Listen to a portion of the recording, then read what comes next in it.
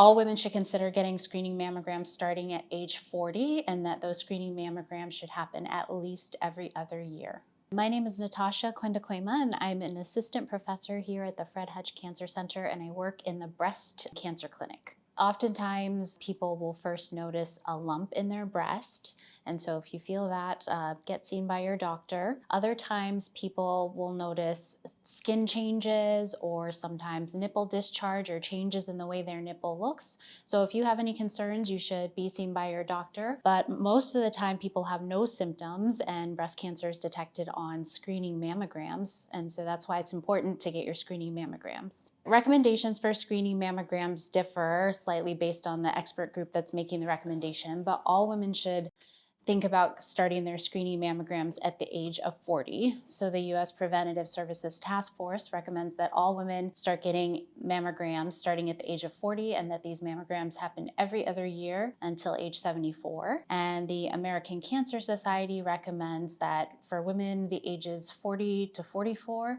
that they have the option of getting annual, so every year screening mammograms.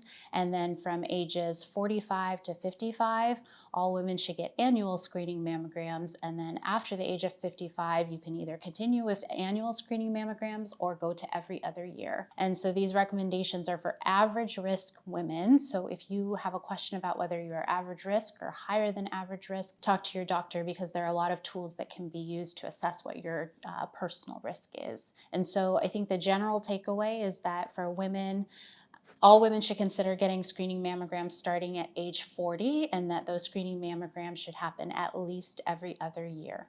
For people with the BRCA1 and 2 mutations, that puts you at a higher risk of getting breast cancer, but there are several other different cancers. So it's important to talk to your doctor and talk about what type of screening you should get and when. Oftentimes, women with BRCA1 and 2 mutations will get screening mammograms and sometimes even MRIs starting at an earlier age than those average risk people. So it's very individualized. And we have a high-risk clinic here at the Hutch Cancer Center. So for a lot of those people with these mutations, they can be seen and get their surveillance screening here.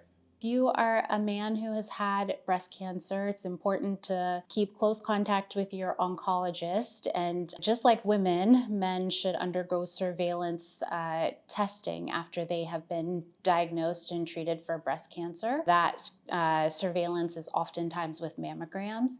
And so just like women, they will be getting surveillance for that.